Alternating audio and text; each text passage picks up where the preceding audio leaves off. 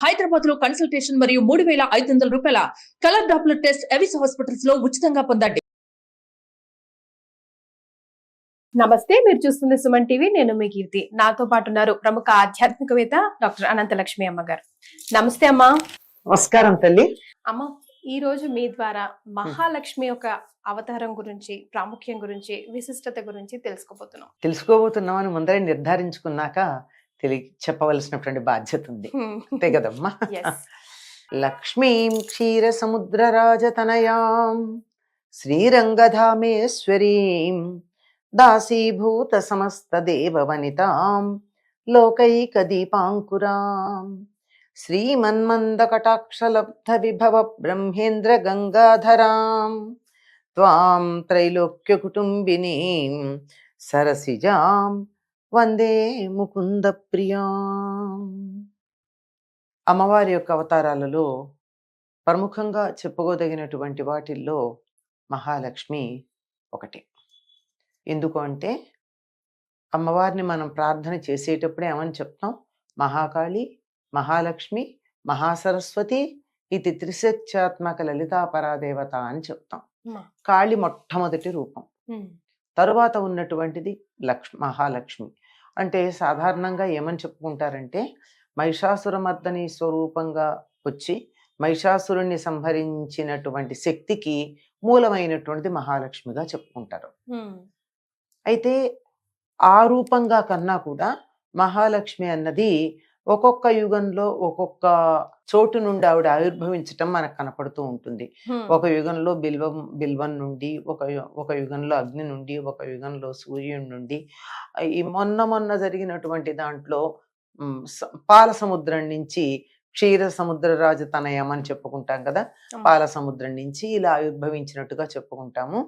అటువంటి లక్ష్మీదేవి రూపంలో అమ్మవారిని ఆరాధించటం విజయవాడలో ఉన్న కనకదుర్గాదేవికి, అంటే త్రిశక్త్యాత్మక కదా ఆవిడ, అందుకని ఒకరోజు లక్ష్మీ రూపంలో ఆవిడ్ని ఆరాధించటం ఉంది.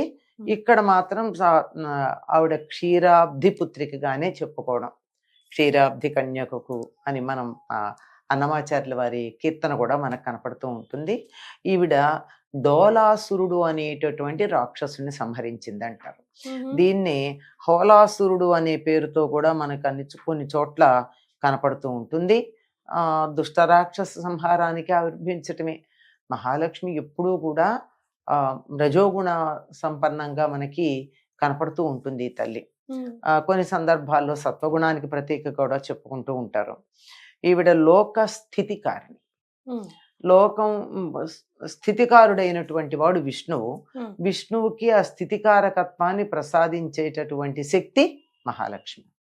ఇప్పుడు మనకి ఈ మహాలక్ష్మి ఎన్ని రకాలుగా ఉంటుందంటే, మనకు లోకంలో ఏదున్నా గానీ మనం లక్ష్మిగా చెప్పుకుంటాం, సంపద అనే అర్థంలో.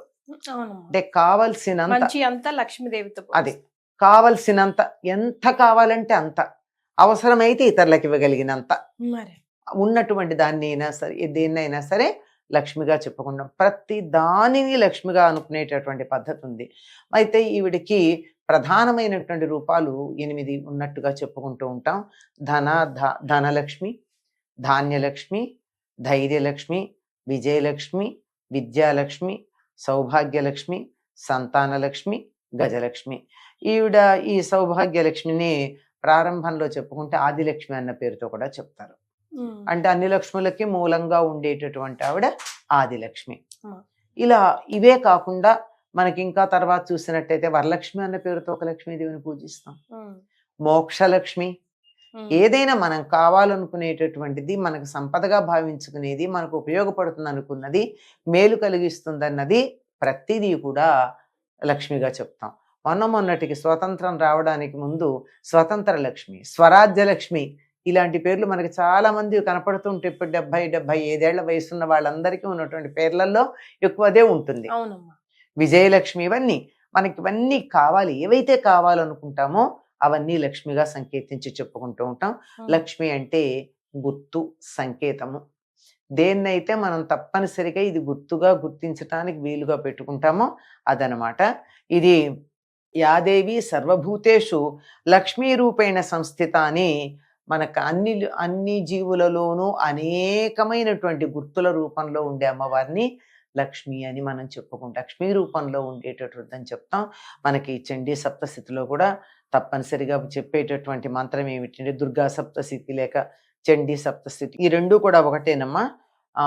ఈ చండీ సప్తశతి లేక దుర్గా సప్తశతి పారాయణ చేస్తూ ఉన్నప్పుడు అక్కడ యాదేవి సర్వభూతేషు లక్ష్మీ రూపేణ సంస్థిత అంటే గుర్తుల రూపంగా దేన్నైనా ఒక వస్తువుని కానీ ఒక వ్యక్తిని కానీ ఒక పదార్థాన్ని కానీ గుర్తించాలంటే కొన్ని సంకేతాలు ఉంటాయి. ఏదో తెల్లగా ఉన్నారు, పొడుగ్గా ఉన్నారు, లావుగా ఉన్నారు, ఫలానా వస్త్రాలు ధరించారు, ఇలాంటివన్నీ గుర్తులే కదా. ఇలాంటివన్నీ కూడా లక్ష్ములే, ఇవన్నీ లెక్కలు. ఇలా ఉన్నటువంటి ఆ లక్ష్మీ రూపంలో ఉన్నటువంటి అమ్మవారిని ప్రార్థించటం అన్నది ఉంటుంది. అటువంటి లక్ష్మీ రూపంగా మనకు ఒక రోజున విజయవాడలో ఉన్న కనకదుర్గాదేవిని మనం ఆరాధించుకోవటం కనపడుతుందమ్మా. ఎస్. సో లక్ష్మీదేవి అంటే మనందరికి చాలా ప్రీతికరం, చాలా ప్రీతమ్మా. లేని ఏదక్కర్లేదమ్మా. ఆయువు ఆరోగ్య లక్ష్మి అని కూడా అంటున్నాం మనం. ఆరోగ్యం కూడా లక్ష్మి కావాలంటున్నదే గనక. అయితే కానీ మనకు కావాల్సిన ఈ లక్ష్మి మాత్రం చాలా చంచల గుణం ఉంటుంది కదమ్మా. అవునమ్మా. మరి ఈ రోజు ప్రత్యేకంగా ఎలా ఆరాధిస్తే స్థిరంగా కూర్చుంటది మన ఇంట్లోనే? అమ్మా, మన ఇంట్లో స్థిరంగా కూర్చుంటే కుళ్ళు వాసన వస్తుందమ్మా, పాచిపోతుంది. ఎప్పుడు కూడా ఉండకూడదు. ఆంగ్లంలో ఏమని చెప్తున్నారు, కరెన్సీ అంటాం. అంటే ప్రవహించేది.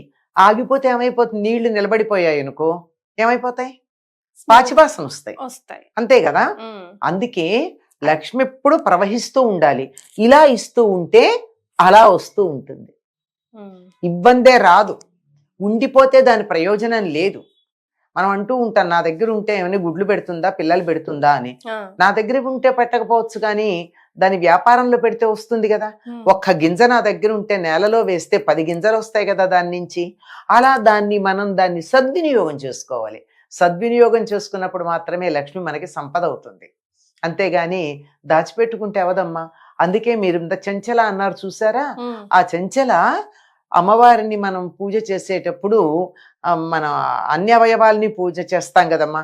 అధాంగ పూజ అంటారు అనుకో. అధ అంటే ఇక మీద అన్నమాట. అంగ పూజ, అమ్మవారిని ప్రతవయవాన్ని పూజ చేస్తాం కదా. అక్కడ మొట్టమొదటి ఏముంటుంది, వీరన్నగ చెంచలాని చెంచలాయ నమః పాదవ పూజయామి, చపలాయ నమః జానుని పూజయామి అనుకుంటూ పెడతాం కదా. ఆవిడ మొదటి లక్షణం చెంచల. కదలకుండా ఉన్నట్టయితే లాభం ఏమిటమ్మా, ఎదగాలి, అభివృద్ధి చెందాలి, ఖాళీ అవ్వకుండా ఉంటే చాలు. అదే కదా, పెరుగుతుంది. నువ్వు ఎంత ఇస్తే అంత పెరుగుతుంది. ఎట్లాగైతే నూతిలో నీళ్లు తోడుతున్న కొద్దీ ఊట వస్తూ ఉంటుందో అట్లా దాన్ని మనం వినియోగిస్తున్న కొద్దీ వస్తుంది. వినియోగించకుండా అట్టే పెట్టేస్తే మాత్రం అలాగే ఉంది. ఎప్పుడో 100 రూపాయలు ఉన్నాయనుకో నాకు 10 ఏళ్ల క్రితం, దాన్ని బీరువాలో పెట్టి దాచుకున్నాను అనుకో 100 రూపాయలే ఉంటాయి. దాన్ని పెట్టి నేను ఏదైనా వస్తువు కొన్నాను అనుకో దాని విలువ పెరిగిందా లేదా. అంచేత లక్ష్మి ఎప్పుడూ కూడా కదులుతూనే ఉండాలి.